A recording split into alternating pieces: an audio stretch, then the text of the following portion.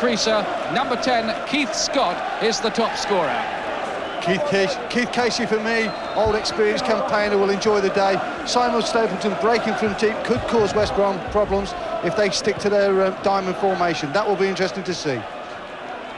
Well, Wycombe Wanderers prepared in style. They stayed overnight at a hotel owned by their chairman, Ivor Beeks. West Bromwich Albion travelled down the M40 this morning with their 2,000 fans. Let's check on their team.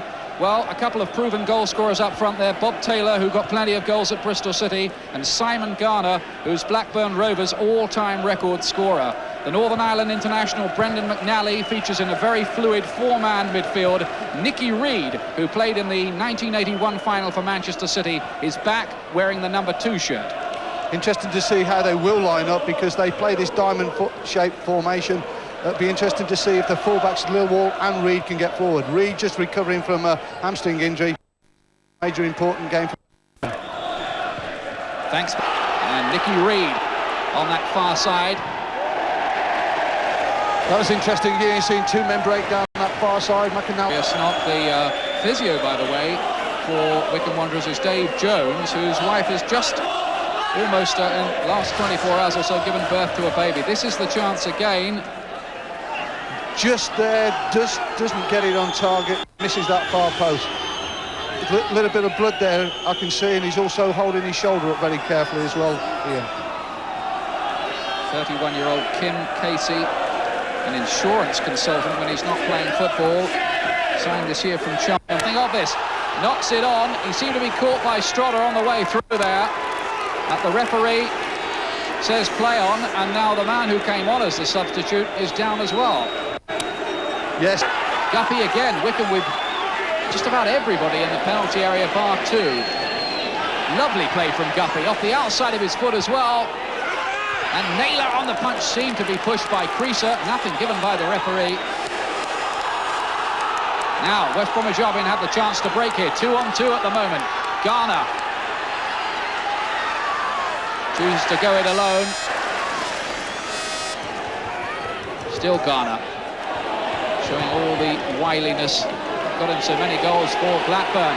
And dropping out for Bradley, and he's put it in.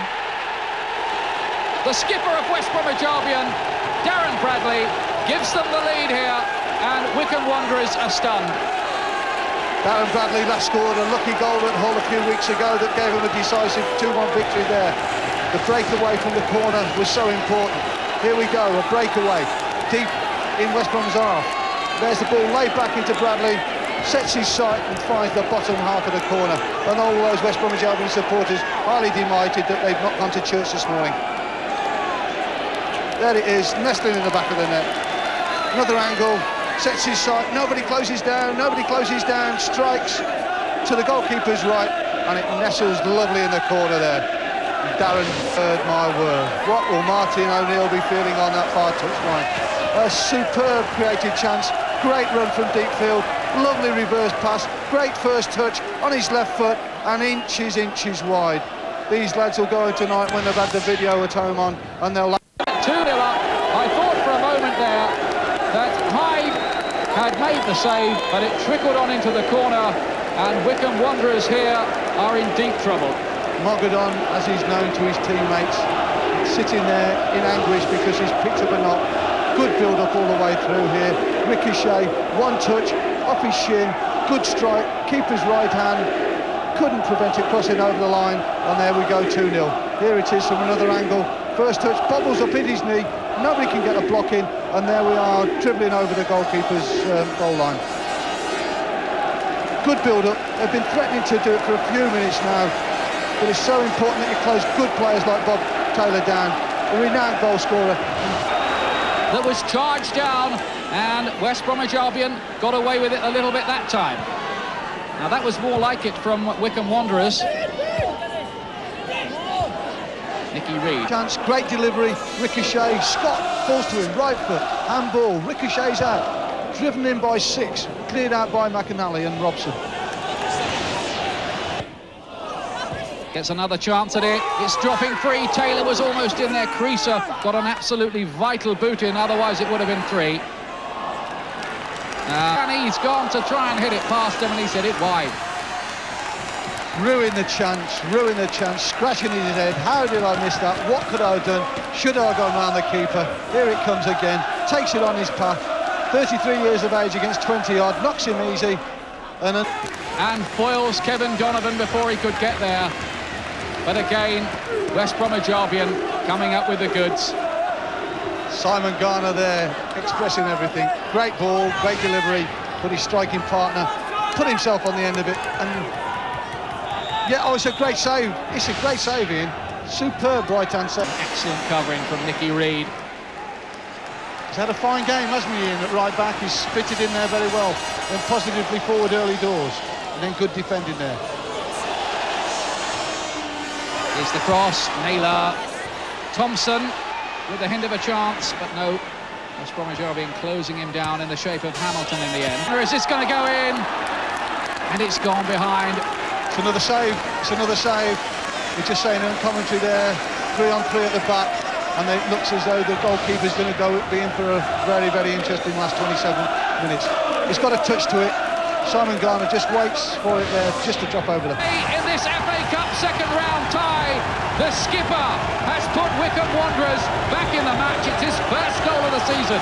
The best header of the ball from Wycombe, and somebody will be saying, who picked him up? Who didn't pick him up? There he comes, forceful header, it's Gary Strodder, nobody on that goal line, and a forcing header into the back of the post.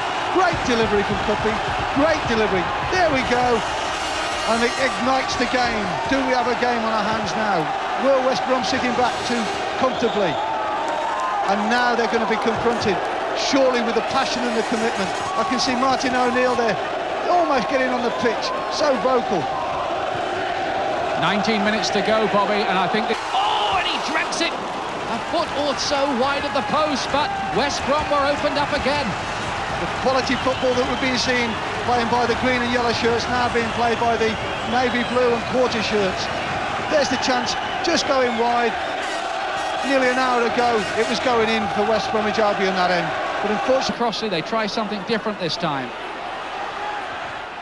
Here's the cross, goal. It must be a goal surely, but no, it's put over the top by Hutchinson, and well, Wycombe Wanderers really should be level. They really, really should be. There's a substitution on the far side there. They've changed the angle, another Cuppy delivery. There he goes, rises up above everybody and over the crossbar. My, oh my, Ian, 3 chances now that they'll be ruined come the end of this game if they don't get a result. Here's Williams, the substitute. It's Hamilton's ball that found him. And momentum's rather been lost. Nicky Reed's come wide, he's still looking for it. And in the end, Matt Cross Green. Again, Wycombe threatening. Creaser once more. Wycombe Wanderers look a different team at the moment. Green is looking for the free kick. Nothing given. Guppy heads it on, but... And this time, gets a deflection, it's gone in! And they've done it! Wycombe Wanderers have got the equaliser! Stuart Naylor, the keeper, may not be too pleased when he sees the replay of that. And Wycombe Wanderers, from 2-0 down, have equalised. And the goal scorer is Steve Thompson, the RAFE instructor. Here we are, the build-up, they believed in their build-up. Another man, extra man in midfield, goes forward, 2-3 yards, hits it, bounces in front of Naylor, and his right-hand side there, and rifles up into the top part of the netting. Another angle, drive, bounce up and into the net, and a goal they fully deserved with the greatest respect. What odds would you have got? 60 minutes gone. West Bromwich Albion 2-0 up, cruising. There's odds. They know they've got a solid base to build on, and that's what Martin O'Neill believed in.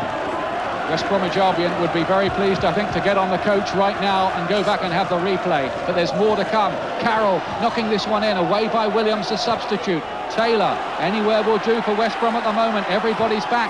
Guppy, nodded in. Creaser, nodded on. There were a posse of players closing in on it. And it flashes wide of that post. And it's gone for the goal kick. West Brom say it's a corner kick.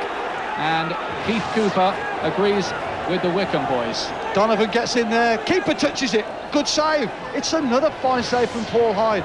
And he ends a day soaked in drama. Martin O'Neill and Ozzy Ardiles shake hands. Ozzy can go back with a replay. West Bromwich Albion taking a 2-0 lead through Darren Bradley and then Bob Taylor in the first half. But Glyn Creaser, the skipper, gave Wycombe a lifeline, and then Steve Thompson with the equaliser in the closing minutes, giving Wycombe Wanderers in the end what was a deserved replay. That